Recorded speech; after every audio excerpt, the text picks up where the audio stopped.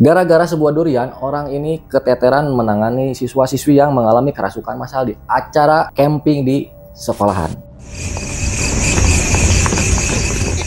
Jadi pas si anak itu memang diam terus. Nah, saya coba interaksi lagi, makin penasaran kenapa yang ini diam terus. Lalu saya tanya nih,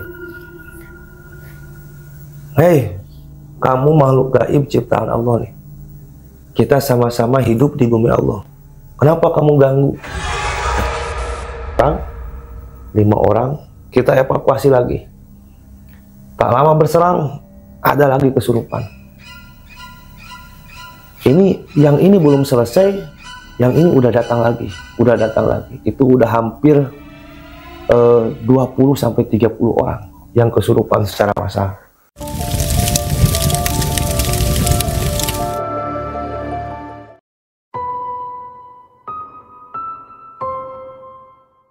Assalamualaikum warahmatullahi wabarakatuh. Apa kabar kalian semuanya? Semoga yang nonton video ini diberikan kesehatan, dilancarkan rezekinya, dan dimudahkan segala urusannya. Amin ya robbal alamin. Balik lagi di Tilu Dulur Misteri bersama saya Adi Cahya. Malam ini saya telah kedatangan narasumber. Dia akan membagikan pengalaman misterinya. Tanpa menunggu lama, langsung saja kita sapa narasumber yang ada di sebelah kanan saya. Pak, ya, ini dengan Bapak siapa nih kalau boleh tahu? Saya Henry. Bapak Henry? Ya, betul. Gimana kabarnya Bapak Henry? Alhamdulillah baik, Kak. Oke. Ngomong-ngomong, kesibukan sehari-hari apa Bapak Henry? Kalau kesibukan sehari-hari saya penjaga sekolah ya, di salah satu sekolah di Sukabumi. Oke. Ngomong-ngomong, Pak Henry mempunyai kisah pengalaman misteri yang tadi kan kita sudah sedikit mengupas ya. Iya. Bisa tidak diceritakan secara singkat pengalaman Pak Henry yang dialami, biar yang nonton pada tahu. Ya, baik. Kalau secara singkat, jadi setiap tahun kita itu ada kegiatan kemah ya untuk para siswa dan siswi. Dan kebetulan kita waktu itu berkemah di salah satu villa di Sukabumi. Dan karena anak-anak mungkin, ya maklum anak-anak ya, ada yang berulah, akhirnya sampai penunggu di situ sampai mungkin marah dan geram kepada kami yang ada di situ. Oke, berarti penunggu di situ marah karena ada sesuatu hal yang mungkin tidak disukai ya Pak Henry? Iya, betul. Oke Pak Henry, tahan dulu ceritanya. Untuk kalian yang ingin tahu pengalaman Pak Henry yang dialami, sebelum lanjut menonton jangan lupa like, komen, subscribe, dan aktifkan lonceng pemberitahuannya agar kalian gak ketinggalan video terbaru dari kami. Dan saatnya yang ditunggu-tunggu, kita masuk di sesi kupas misteri. Semakin dikupas, semakin ngeri.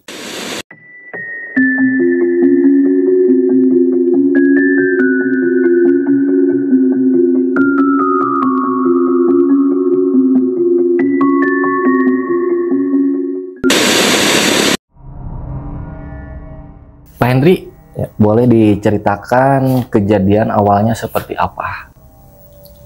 Baik, jadi kegiatan kita tuh sebenarnya saya tuh kan jaga di sebuah sekolah ya, di sekolah, dan memang di sekolah itu ada agenda tahunan. Kebetulan waktu itu di sekitar tahun 2023 itu biasanya diadakan setelah awal semester kedua.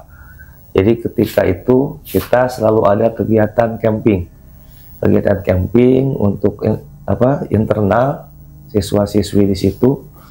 Nah, kebetulan waktu itu kita camping di salah satu tempat di Sukabumi, nah, di sebuah villa di Sukabumi, seperti itu Pak. Nah, terus pada waktu itu ya kita di hari pertama itu semua udah prepare sebelumnya. Di hari pertama kita berangkat kurang lebih jam 7 ya, menggunakan angkutan umum. Nah, sekitar ada 200 peserta ya yang ikut berkemah di situ. Alhamdulillah hari pertama kita berangkat ke sana pukul 7 dan sampai di tempat camping tersebut. Nah, kebetulan di tempat camping tersebut tuh ada sebuah villa gitu kan ya, villa. Tapi villa itu memang tidak ada penghuninya, paling juga ada yang jaga saja. Itu jadi dan di sebelahnya itu ada kolam, juga ada halaman yang sangat luas untuk tempat anak-anak mengikuti camping di situ. Nah, seperti itu. Nah, pada hari pertama pas saya masuk ke area situ juga perasaan saya udah beda gitu kan ya, udah beda karena melihat saya berkeliling di area villa, karena untuk memastikan, itu kan sebagai tugas saya memastikan keamanan itu kan ya. Nah, takutnya terjadi apa-apa, gangguan mungkin dari luar gitu kan, atau misalnya anak-anak pergi kemana takutnya mengganggu daripada kegiatan yang kita lakukan. Nah, setelah saya keliling-keliling sambil juga saya membantu para siswa-siswi untuk mendirikan tenda. Nah, itu saya merasakan sudah aura yang memang kurang begitu enak. Itu yang saya rasakan. Nah, alhamdulillah setelah semua tenda terpasang, semua tenda sudah terpasang, terus juga anak-anak sudah bisa beristirahat, bisa berkegiatan pada kesempatan waktu itu di hari pertama. Nah, setelah kita melakukan isoma, ya biasanya kan kita sering melakukan biasa sudah melakukan upacara pembukaan. Nah, ada upacara pembukaan kegiatan. Nah, setelah pembukaan kegiatan, alhamdulillah semua berjalan dengan baik, dengan lancar, dan anak-anak pun kembali beristirahat. Untuk nanti setelah asar biasanya itu ada kegiatan lagi. Ada kegiatan ya berupa lomba dan segala macam. Nah, sampai kita menunggu adzan maghrib. Ya saya nih, nah, udah adzan maghrib. Nah, biasa sudah sholat, kita juga melakukan kegiatan yang seperti pengajian. Terus setelah pengajian juga kita mengadakan perlombaan dan segala macam, dari mulai kayak PBB kayak gitu ya. Terus juga lomba cerdas cermat, peregu. Nah, kebetulan waktu itu peregu itu hampir 10 orang peregu, dan kebetulan juga hampir sekitar ada 20 regu waktu itu ya. Jadi cukup banyak sekali waktu itu. Dan sampai di malam biasanya itu sampai jam 10 Pak ya, sampai jam 10. Nah, jam 10 kita beristirahat. Nah, beristirahat, kalau saya sih mungkin karena kita udah bagi-bagi tugas dengan rekan-rekan guru ya. Jadi kalau saya itu lebih fokus ke jaga malam, Pak. Jadi saya biasanya kalau misalnya lagi camp gitu, lagi camping gitu, saya tidur duluan. Nah, nanti pas udah jam 12, nah saya bangun, itu biasanya sampai pagi. Nah, seperti itu, Pak. Nah, setelah itu saya udah lakukan itu, saya tidur duluan. Pas jam 12 saya bangun. Nah, mengontrol sekeliling tempat kemah, sekeliling villa, dibantu dengan teman-teman guru yang piket pada malam itu. Nah, setelah itu saya makin kesini makin merasakan aura-aura negatif di situ, karena di situ juga ada tempatnya ya, mungkin banyak pohon bambu kayak gitu ayah. Jadi memang agak lumayan merinding juga tuh posisinya. Nah, setelah itu saya kembali ke villa. Jadi villa itu lebih diperuntukkan untuk mungkin para guru-guru wanita yang istirahat gitu kan. Jadi kalau guru-guru laki-laki mungkin kadang tidur di tenda. Kebetulan kita ada tenda barak ayah, tenda barak yang memang sangat luas, yang diperuntukkan itu untuk menjaga kalau misalnya hujan atau banjir, jadi kita bisa berkumpul di area situ. Nah, seperti itu. Nah, selanjutnya pas kurang lebih jam 1 malam waktu itu, saya tuh setelah keliling ya pengen ngopi lah gitu ya. Nah, ngopi dulu. Pas saya ngopi ke dalam, nah mungkin anak-anak di luar tuh kan saya pikir ya semua sudah tidur gitu kan ya. Tapi mungkin ada siswa yang memang pada saat itu ingin buang air. Nah, siswa itu mungkin berangkatlah sama temennya, 2 orang diantar. Pas saya udah dari dalam villa bawa kopi, nah setelah bawa kopi itu saya ketemu sama siswa itu. Nah, siswa itu nanya, "Pak, Bapak kan tadi di WC, sekarang kok kenapa ada di sini?" gitu. Kebetulan jarak antara WC sama villa itu ya sekitar 20 meter lah, 20 meter. Nah itu, jadi lah saya bilang, kan saya di sini tadi. Tadi saya udah keliling, terus saya nyeduh kopi. Saya nggak pernah nggak ke WC gitu kan ya. Kamu ke WC kapan? Katanya, "Pak, barusan saya baru pulang dari WC." "Tadi Bapak di situ, Pak." Makanya kami katanya berani untuk datang ke WC karena ada Bapak di situ. Ada yang jaga gitu kan ya. Nah setelah itu, saya heran itu kan. Oh, saya nggak pernah ke sana gitu kan. Nggak pernah jaga di WC, ngapain juga ya jaga di WC gitu kan ya. Jaga di WC kecuali kalau memang ada anak-anak yang minta diantar misalnya ya ke WC karena takut atau apa ya mungkin saya antar. Tapi kalau misalnya saya harus jaga WC kan buat apa juga ya.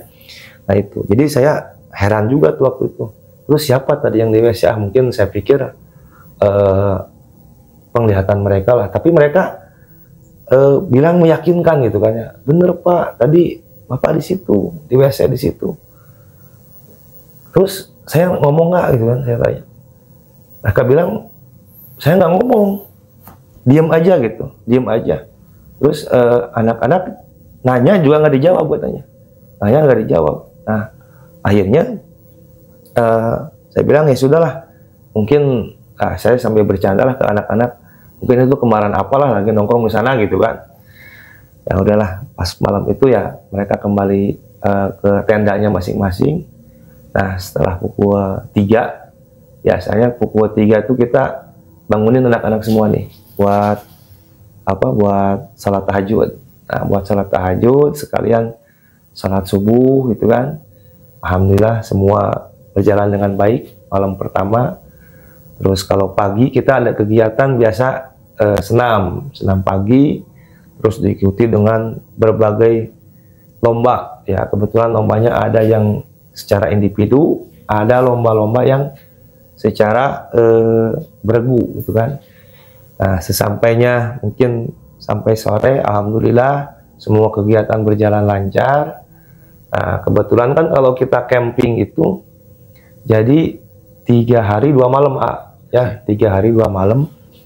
Nah jadi 3 hari dihitung sama berangkat, nginepnya 2 malam. Nah itu malam pertama, cerita malam pertama alhamdulillah berjalan dengan baik.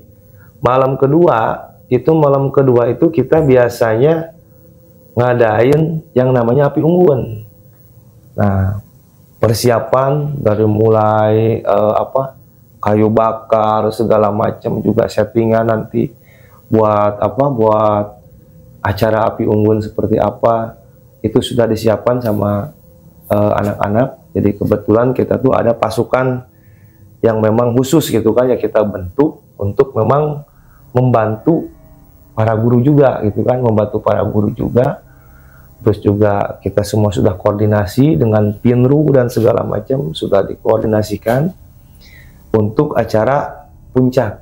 Jadi kalau puncaknya itu kan api unggun, selalu yang tunggu-tunggu tuh api unggun. Nah kebetulan udah maghrib berjalan, kita udah maksimalin.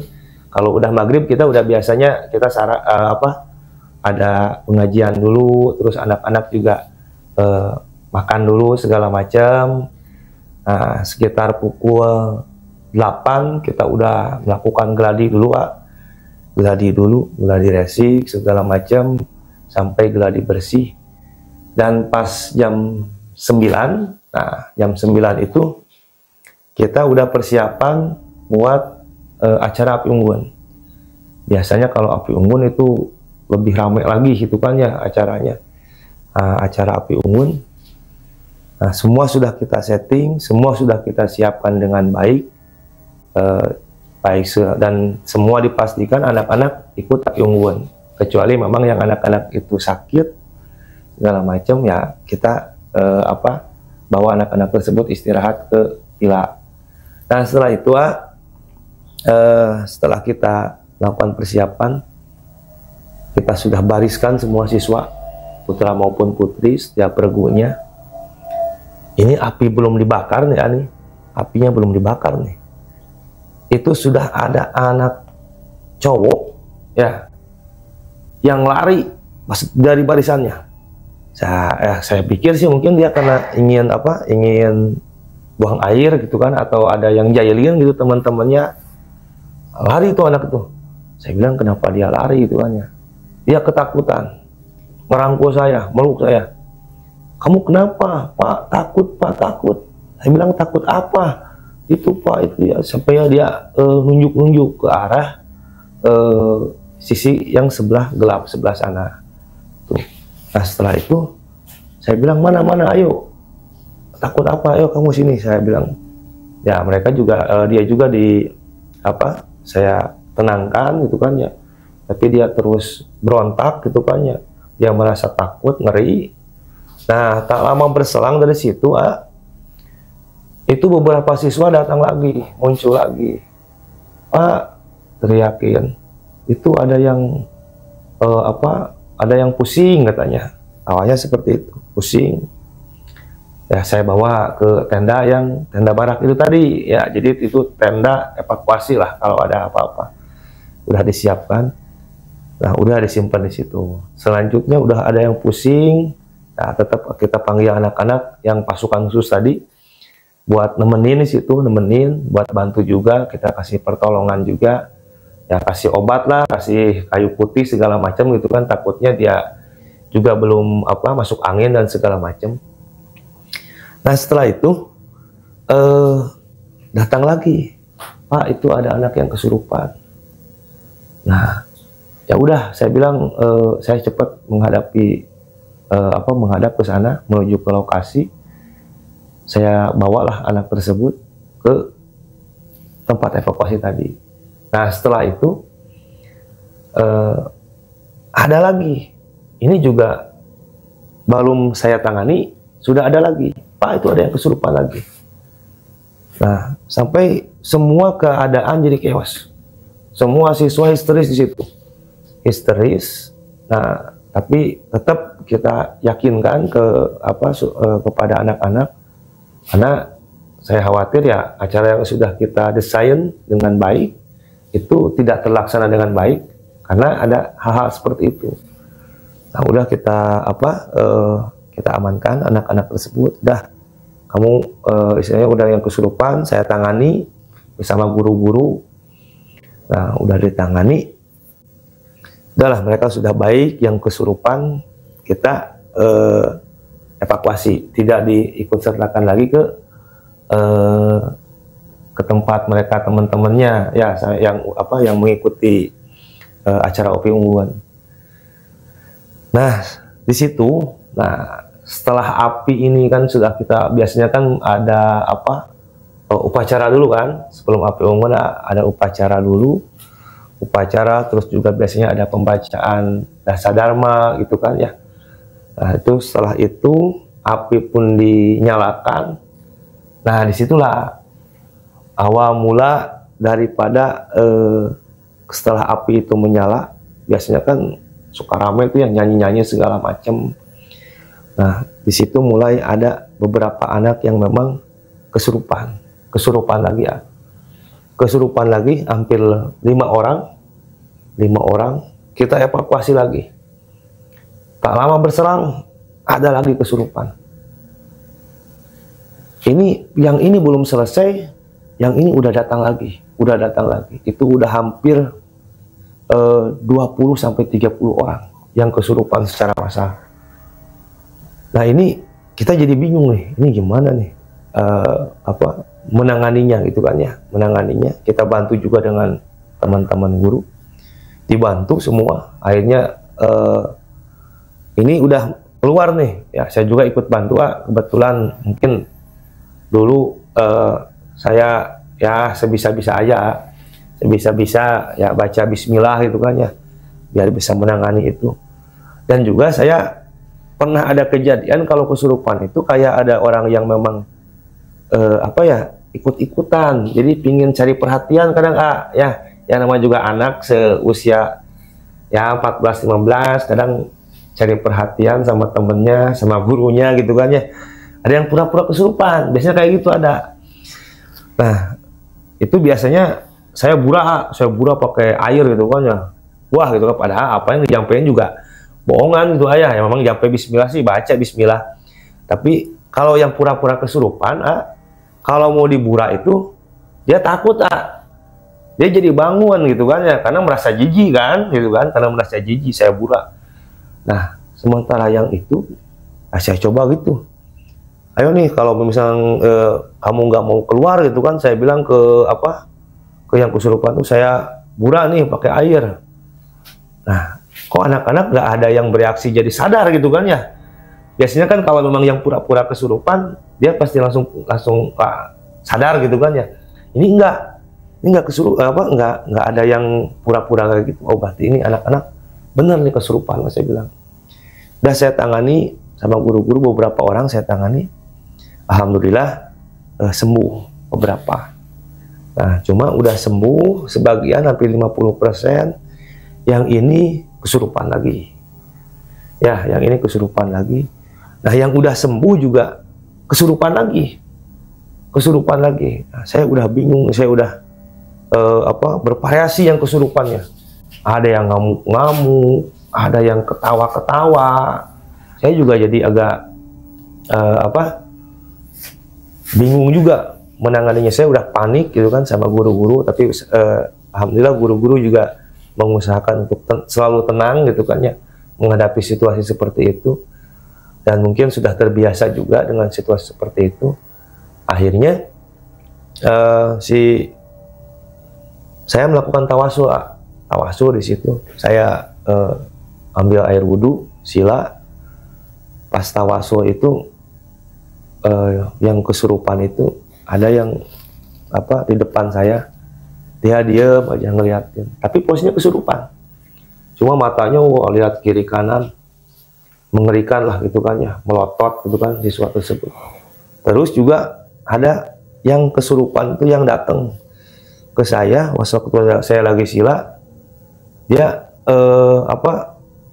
nyender ke saya, nyender sambil ketawa-ketawa.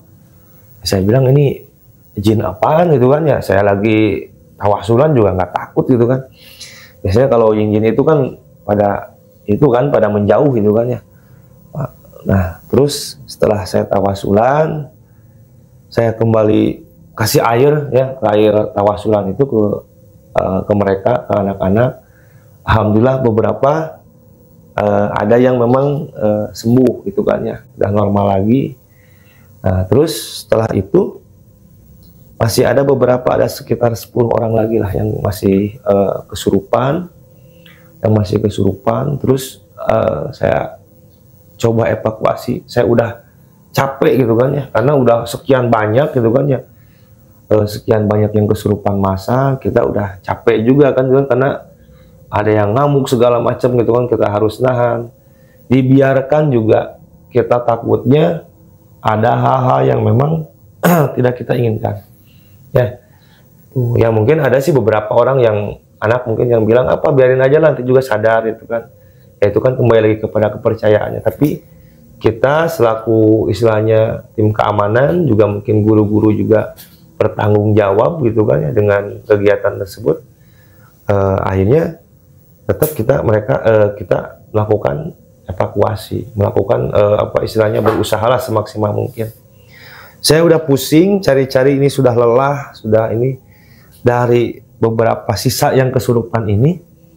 Saya cari nih, saya pilih ini kayak gini. Pilihnya saya yakin di antara yang kesurupan ini pasti ada apa, ke gedungnya lah ya, atau kepalanya lah gitu kan ya, penghuni itunya lah gitu kan, istilahnya jagernya lah gitu ya, jagernya. Saya cari nih feeling. Kalau yang lain ini beberapa yang anak yang kesurupan tuh ada yang teriak-teriak, ada yang nangis-nangis. Nah ini ada yang satu yang beda. Satu yang beda itu dia diem tapi kesurupan.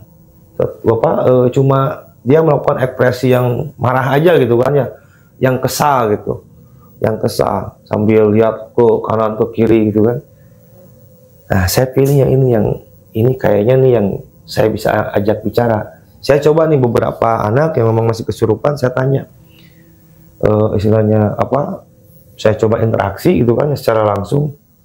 Kenapa kamu masuk gitu kan ya, ada yang memang berontak, ada juga yang memang sampai ada yang ngeludahin saya tuh ya, sampai ada yang ngeludahin saya yang kesurupan. Terus juga ada yang memang malah ketawa-ketawa. Nah yang kemasukan yang diem ini saya tanya, saya ucapin salam nih, Assalamualaikum, gak dijawab.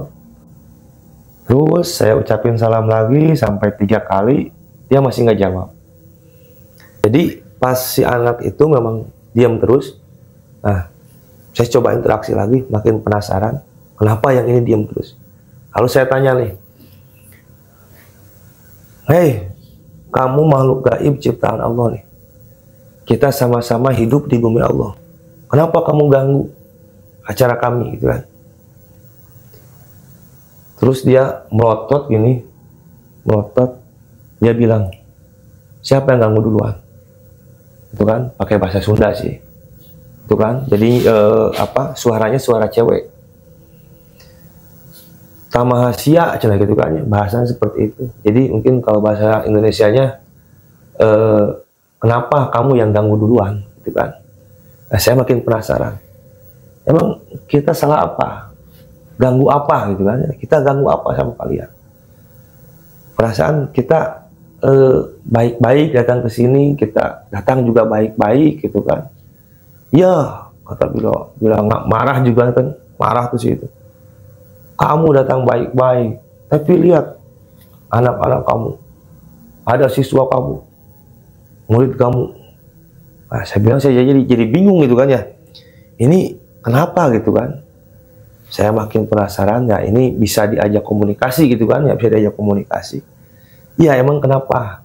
Kalau memang ada yang salah dari siswa saya, ada yang salah dari murid saya, coba ceritakan. Kalau memang betul kita salah, ya kita minta maaf. Nah, dia bilang, coba aja tanya sama anak-anak kamu, dia pernah lakuin apa? Saya juga makin bingung gitu kan ketika dia balikin gitu. Emang kita kan nggak tahu lah gitu kan, karena di siang hari juga sampai malam sebelum acara juga anak-anak saya lihat normal-normal saja, tidak ada istilahnya hal-hal yang memang mencurigakan, yang aneh gitu kan ya. Jadi saya tanya juga ke guru yang lain, ada masalah apa gitu kan ya, barangkali mungkin guru yang lain tahu. Ternyata dia bilang, nggak ada apa-apa pak gitu kan ya.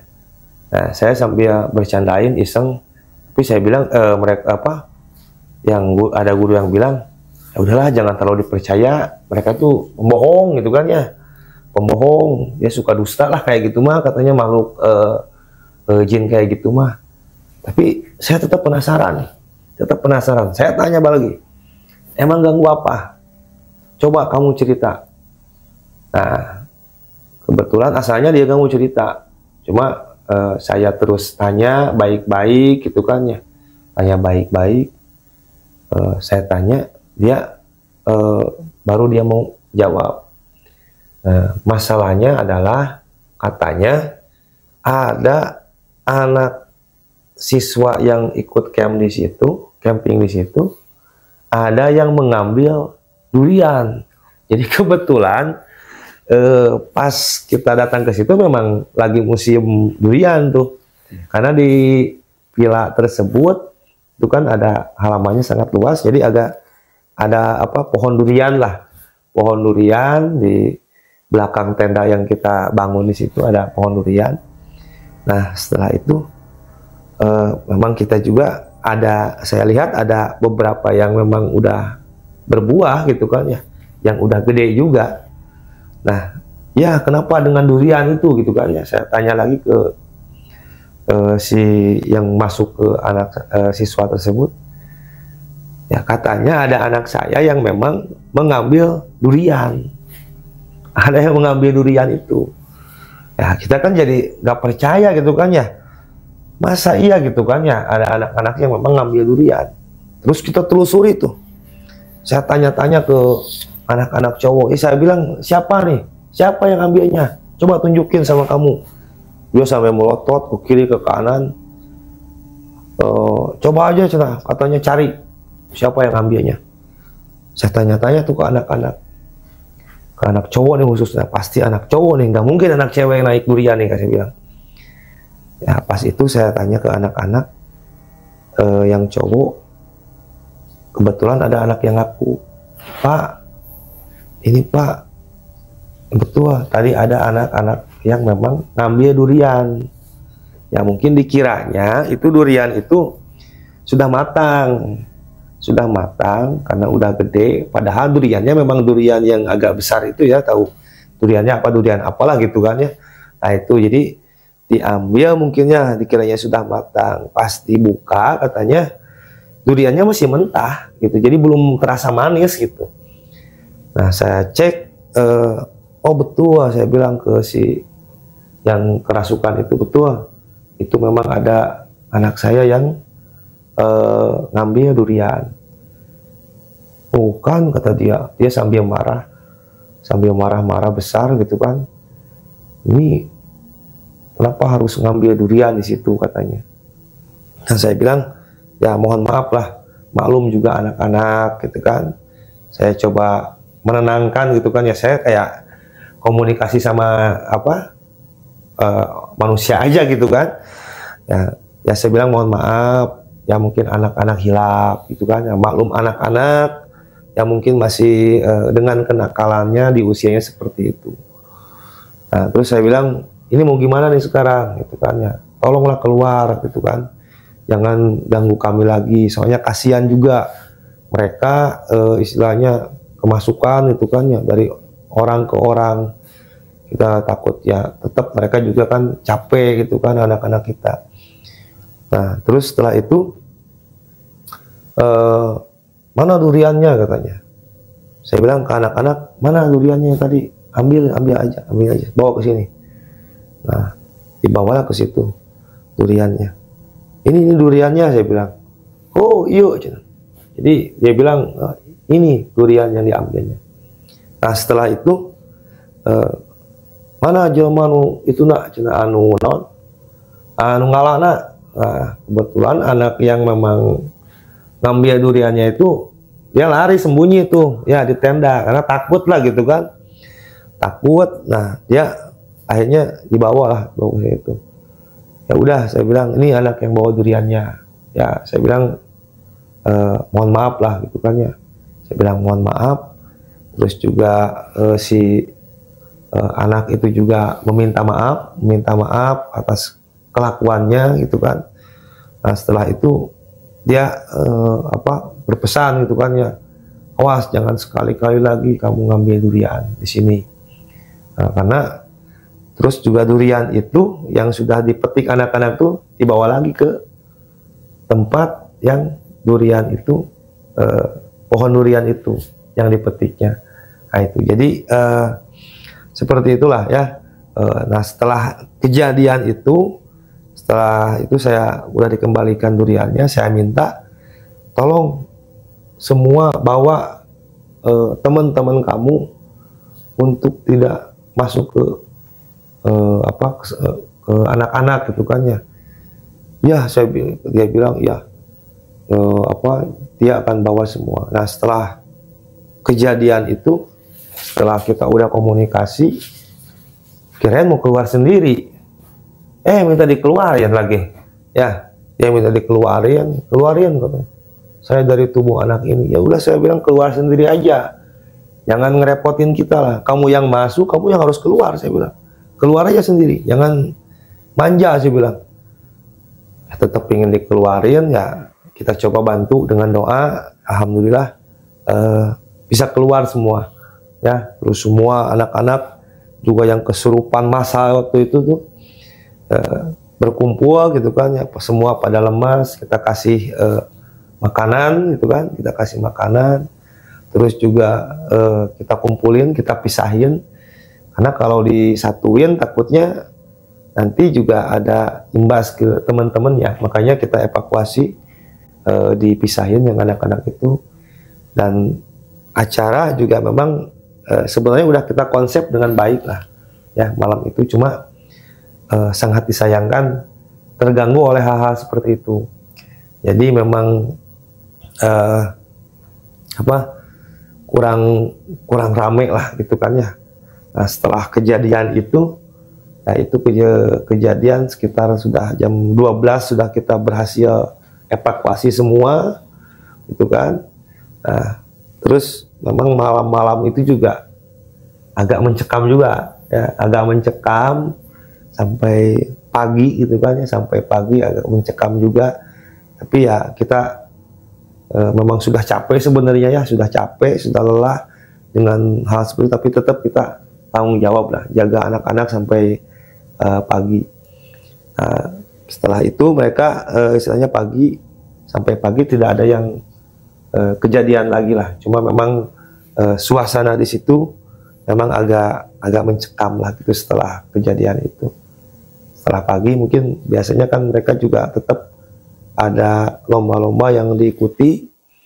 Ada beberapa lomba yang biasanya dilakukan di hari kedua itu kan, hari kedua camping, terus diakhiri dengan acara penutupan ya. Seperti itu mungkin singkat cerita dari kejadian camping dari siswa-siswi kami.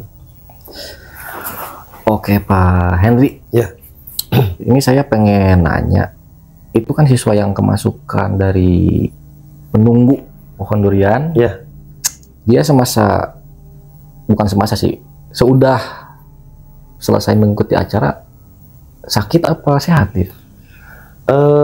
Alhamdulillah sih kita sudah netralkan semuanya gitu kan ya, pas sudah netralkan semuanya. Jadi pas pulang juga alhamdulillah siswanya baik-baik saja, tidak ada kejadian-kejadian yang terdengar lagi lah seperti kejadian yang sebelumnya. Oke. Dan Pak Henry pernah mencari tahu nggak ke, ya bisa dibilang penunggu pila Ya. di situ, apakah memang pila itu angker sampai ada kejadian masalah durian hingga jadi kerasukan massal gitu? Nah itu jadi kalau kita tanya-tanya ya sebelumnya juga kita kan melakukan survei dulu ya, survei dulu sebelum kita melakukan camping tersebut. Ya memang situasinya aman sebenarnya gitu kan ya. Kalau ya yang namanya juga kan yang penunggu, tetaplah kalau misalnya yang kayak orang jualan ya, yang jualan itu tetap mereka juga, oh ini Pak enak di sini enak, berarti konsepnya seperti ini seperti itu gitu kan. Tidak ada, seolah tidak ada masalah lah di situ gitu. Aman-aman saja. Kalau dari para yang menunggu itu. Tapi memang sih kalau yang dirasa sama saya, yang dilihat mungkin agak berbeda gitu kan ya. Energi yang maksudnya yang dipila itu ya, yang dipilanya. Jadi pilanya itu ada bagian atas, karena di bawahnya ada bawah lagi. Itu ada dibangunin pila. Jadi pas saya ke situ itu memang agak energinya agak berbenturan lah gitu ya. Tahu memang perasaan saya saja, tapi yang lain juga saya tanya, kok agak nggak enak ya kalau ke ruangan bawah, saya bilangnya. Ya Pak, agak horor ya katanya gitu kan. Ya karena saya merasakan memang kurang begitu bagus lah gitu. Tapi kalau tempat campingnya sih memang enak gitu kan ya. Tapi memang tempat-tempat memang ada durian-durian kayak gitu, tapi juga ada pohon bambu yang memang agak menyeramkan juga sih sebenarnya. Nah, ada lagi yang ingin saya tanyakan, itu kalau kegiatan di sekolah, pernah nggak mengalami hal-hal yang terjadi seperti di villa tersebut? Apa memang baru pertama itu kejadian dari sebelum-sebelumnya, Pak? Itu sebenarnya tiap kita camping ya, itu selalu saja ada sih hal-hal seperti itu. Ya, hal seperti itu selalu ada, selalu muncul.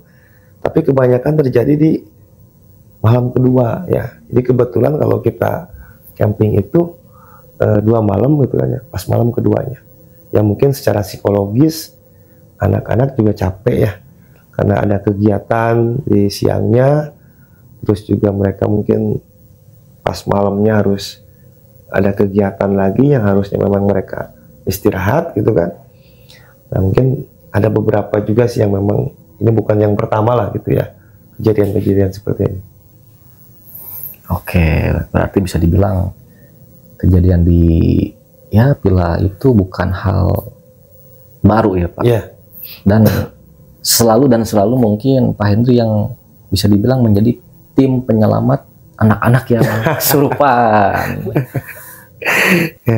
Ya itu mah karena aku tanggung jawab aja sih ya, tanggung jawab ya, istilahnya kita coba bantu semaksimal mungkin lah gitu kan ya, memberikan pelayanan yang baik, karena tentu tanggung jawab sekolah juga kan gitu kan ya, anak berangkat dengan sehat dan selamat, pulang pun harus dengan sehat dan selamat.